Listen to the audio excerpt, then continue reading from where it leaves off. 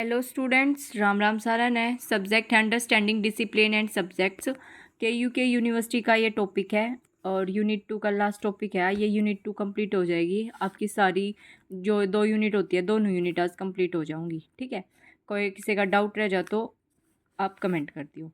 Question है, explain the role of NCERT in shaping the syllabus and textbook at a national level. जो भी आप book पढ़ते हो एनसीईआरटी, उसका क्या रोल होता है कि मतलब आपके सिलेबस में, और जो आप टेक्स्ट बुक वगैरह लेके आते हो तो एनसीईआरटी का मेन रोल बताना है। ठीक है, ये क्वेश्चन 16 नंबर में आता है, तो ध्यान से करना। ठीक है, सिर्फ तो पहले थोड़ा सा बता दूँ, इसमें लिख के रखा है, मतलब मेन बात की कहना चाह रही हूँ। एनसीईआरटी के है जो कोई भी आपने पता होगा इंडिया में, या फिर मतलब हम जो बुक्स पढ़े हैं उसमें क्या है, सबसे ज़्यादा प्रेफरेंस किस में दी जाएगी? एनसीईआरटी में दी जाएगी। चाहे कितनी है लाखों में बुक किसी भी मतलब पब्लिकेशन की छप रही हो, पर अगर उसमें कोई मिस्टेक है और एनसीईआरटी में वो बात ठीक लिख रखी है तो वो मतलब ठीक मानी जाओगी।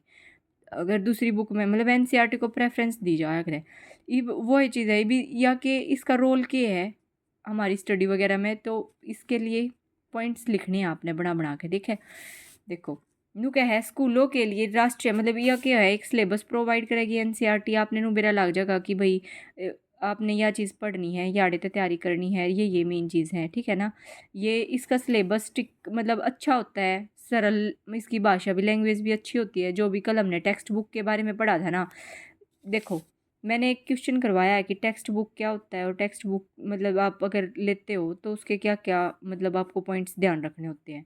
अगर आपने वो नहीं देखा है तो एक बार उसकी वीडियो देख के आना। जो भी क्वालिटीज़ हम कोई भी बुक खरीदते टाइम देखते हैं ना, ये जो पॉइंट कराए थे आपको, सारे पॉइंट्स है ना इस एनसीईआरटी की बुक्स में होते हैं। ठीक है, यह बात, ये वे चीज़ लिख रखी हैं। एनसीईआरटी की है स्कूलों के लिए राष्ट्रीय पाठ्यक्रम ढांचे और पाठ्य पुस्तकों को विकसित और कार्यान्वित करके भारत में शिक्षा को आकार देने में महत्वपूर्ण भूमिका निभाता है।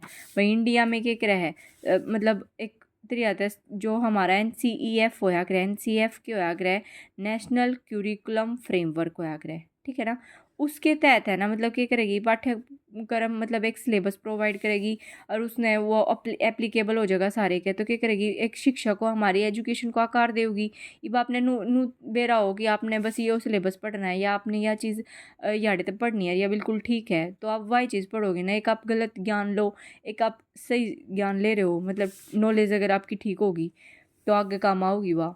फिर है, यह शिक्षा मंत्रालय के तहत एक स्वायत्त संगठन है, मतलब एक या खुद की ऑर्गेनाइजेशन है जो शिक्षा की गुणवत्ता में क्या करेगी, सुधार और शिक्षकों को प्रशिक्षण पर ध्यान केंद्रित करता है। मतलब एनसीईआरटी के तहत ही, एनसीईआरटी का सिलेबस हर टीचर को पढ़ाना पड़ता है, और टाइम टू टाइम जो है मतलब टीचर्स की भी ट्रेनिंग होती रहती है ना, उनकी नॉलेज को चेक करने के लिए और उनमें इम्प्रूवमेंट करने के लिए।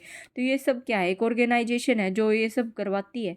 फिर है, एनसीईआरटी का लक्ष्य क्या है, पूरे देश में क्या करना है, व्यापक और मानकीकृत होता है, मतलब स्टैंडर्डाइज शिक्षा सुनिश्चित करना है, जिसमें साइंस, मैथ और लैंग्वेज जैसे विभिन्न विषय शामिल हो। मतलब आपके जो भी सब्जेक्ट पढ़ते होगे, मतलब English, Hindi, math, science, social science, जो भी सब्जेक्ट आप पढ़ो सारे के हैं। एनसीईआरटी का ये गोल है कि सब ने पूरे देश में होनी चाहिए, या चीज़ स्टैंडर्डाइज होनी चाहिए। नू नहीं है कि एक जगह एक ही मतलब एक जगह की मतलब किसी चीज़ की वैल्यू कम है, ग्रेविटी की वैल्यू, और दूसरी बुक में कोई और वैल्यू है, मतलब ऐसा नहीं होना चाहिए। सारे का ज्ञान मतलब वो जाना चाहिए हर उसमें राज्य में। फिर है, एनसीईआरटी की भूमिका देखेंगे। अब हम एनसीईआरटी की भूमिका क्या है, जो हमारा एनसीएफ होता है, एनसीएफ होया करे नेशनल, ये मोस्ट इम्पोर्टेंट होता है। ठीक है, एनसीएफ के बारे में आपने पता भी होगा, और नहीं पता तो इसकी फुल फॉर्म जरूर याद रखना, एक नंबर में भी जाया करे, नेशनल क्यूरिकुलम फ्रेमवर्क। ठीक है, राष्ट्रीय पाठ्य चर्चा रूपरेखा का विकास। एनसीईआरटी के है एनसीएफ को विकसित और अपडेट करता है, कि मतलब जो हमारा क्यूरिकुलम होता है कि अपडेटेड सिलेबस आता रहे ना। अब आपने पता होगा 2025 में जो एनसीएफ के तहत ही है सिलेबस चेंज होया है ना, नेशनल पॉलिसी के अकॉर्डिंग। ईब क्या हो गया है, 6 to 8 की मतलब है ना मैथ की बुक्स चेंज कर दी गई, मतलब सिलेबस में अपडेट कर दिया गया है। तो ये सब किसकी उस तो होया है, एनसीएफ को विकसित करने के लिए ही होया है, जो पूरे भारत में क्या करेगी, स्कूली शिक्षा के लिए एक आउटलाइन के रूप में काम करता है। ठीक है, मेन हेडिंग ध्यान रखियो, हेडिंग ध्यान है तो आप अंदर का अपने आप बना बना के भी लिख सको हो।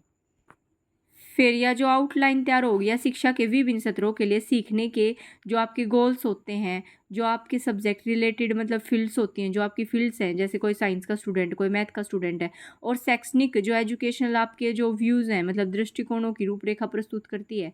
अब आपने कंटेंट अपना अच्छा मिल रहा है तो आपका उतना ही सब्जेक्ट स्ट्रॉन्ग होता जाओगा। फिर है पाठ्य पुस्तकें बनाना और प्रकाशित करना। एनसीईआरटी ही है जो मतलब आपकी बुक्स को पब्लिश करती रहती है। एनसीएफ पर आधारित जो आपने मतलब एनसीएफ के अकॉर्डिंग क्या करा, नेशनल क्यूरिकुलम में मतलब कि भाई ये चीज़ ये कंटेंट आपने पढ़ाना है, उसके अकॉर्डिंग सिलेबस वो करके ना। एनसीईआरटी है तो उन बुक ने बनाओगी ना, पाठ्य पुस्तकें बनाओगा और उसको पब्लिश करेगा, जिनका उपयोग करेगा देश भर के स्कूलों के द्वारा करा जाया करे। ये पाठ्य पुस्तकें जो है विद्यार्थियों के अनुकूल बनाई जाती है। मतलब ऐसा नहीं है कि उसमें कोई हार्ड लैंग्वेज मिलेगी, वह विषय वस्तु की समग्र समझ को बढ़ावा देती है। मतलब सब्जेक्ट से रिलेटेड जो नॉलेज है उसको क्या करेगी, इंक्रीज करेगी। उसके बाद है शैक्षणिक अनुसंधान का संचालन। जो भी ये मतलब सेंटर वगैरह खुल रहे हैं, कोचिंग सेंटर हो गए, सारी चीज़ होगी, तो एनसीईआरटी क्या है, शिक्षा में चुनौती और अवसरों को समझने, जो भी चैलेंजेस आते हैं और जो भी अगर कोई अवसर आया है मतलब तो उसको समझने में और प्रभावी शिक्षण विधियों व प्रथाओं की पहचान करने के लिए अनुसंधान अनुसंधान मतलब रिसर्च आयोजित करता है। टाइम टू टाइम रिसर्च होती रहती है। ऐसा नहीं है कि एक बुक पब्लिश कर दी और 10 साल तक उस कंटेंट पर काम ना करा जाए। तो रिसर्च होते रहते हैं, जिसके कारण क्या होता है, एक टाइम के बाद सिलेबस चेंज हो जाता है, सिलेबस को अपडेट करना पड़ता है।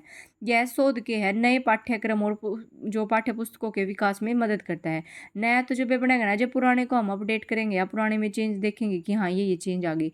इब सूटा नहीं देख लो, पहला किसी टाइम पे मतलब ऊंचे सूट चल रहे होते, मतलब ट्रेंड के हिसाब से हर चीज़ चलती रहा है। इब उन सूटा में भी बेरनी 70 डाल की चीज़ चल जा है कि अब ये चल गया, अब ये चल गया, तो उस सबको अपडेट करना पड़ता है अपने आप को। ठीक है, यह चीज़ इसमें बुक्स में है। फिर है शिक्षकों का प्रशिक्षण।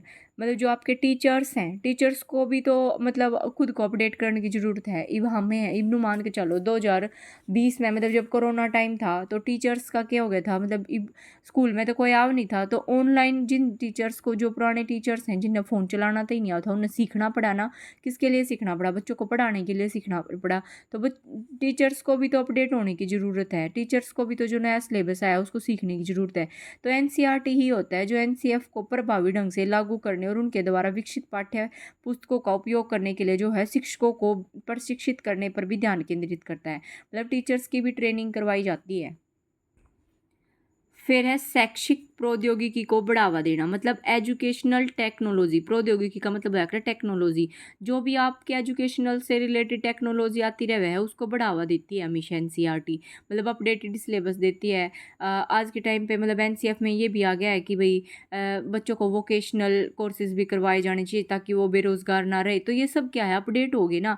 तो एनसीईआरटी के है स्कूलों में प्रशिक्षण अनुभव को जो आपका शैक्षिक का, एजुकेशन का जो आपका एक्सपीरियंस है उसको बढ़ाने के लिए क्या करती है, एजुकेशनल टेक्नोलॉजी के उपयोग को बढ़ावा देने में महत्वपूर्ण भूमिका निभाता है। ठीक है, फिर है अन्य संगठनों के साथ सहयोग। एनसीईआरटी टाइम टू टाइम भाई किसी के साथ बैठक करनी पड़े, मतलब मीटिंग्स वगैरह करती रहती है, अलग अलग उसके साथ जांच करती रहती है, उनके कंटेंट में कोई कमी तो नहीं है, हर चीज़ को टीचर्स अच्छे तो है ना, बच्चों को समझ तो नहीं, समझ आ रहा है या नहीं आ रहा है उन बुक्स में से, कंटेंट मतलब बच्चों की एज के रिलेटेड है या नहीं है। तो सारे पॉइंट्स पे क्या करती है एनसीईआरटी, काम करती रहती है। एनसीईआरटी के अपनी नीतियों, जो भी उसको नीतियाँ मतलब उनको लागू करनी होती हैं और कार्यक्रम को लागू करने के लिए क्या करती है, राज्य शैक्षिक विभागों, विश्वविद्यालयों और अन्य शैक्षिक संस्थानों के साथ सहयोग करता है। मतलब हर सब के साथ क्या करेगा, ऑर्गेनाइजेशन नु तो नहीं है एक जने ते सब कुछ चल रहा है, तो इसका भी पूरा एक सर्कल होया करे, उस सब ने एक दूसरे से अपडेट करते रहा करे, उसके अकॉर्डिंग ही सब चला है।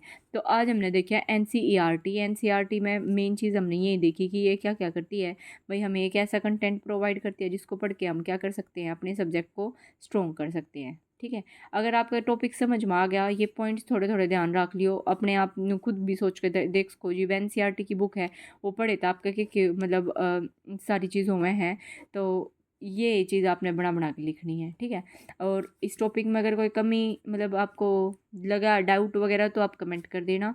अब एक बात सुन जाओ, जो understanding subjects and discipline subject है, इसकी मतलब जो CRSU है, मैंने बता दिया CRSU MD और जिन जिन यूनिवर्सिटी का सिलेबस मैच होता है उनकी भी यूनिट 1 और यूनिट 2 हो गई है। KUK वाले स्टूडेंट्स की भी वो यूनिट कंप्लीट हो गई है। जिन स्टूडेंट्स को ये जो मैंने टॉपिक करवाए हैं, जो मेरी प्लेलिस्ट है आप चेक कर सकते हो, ठीक है। इनकी PDF चाहिए ना, तो उसके लिए ना आप 99 रुपीज़ में इनकी PDF ले सकते हो। आप टेलीग्राम, इंस्टाग्राम सबका लिंक है इस पर बायो में, आप कॉन्टैक्ट कर सकते हो, ठीक है। तो थैंक यू सो मच।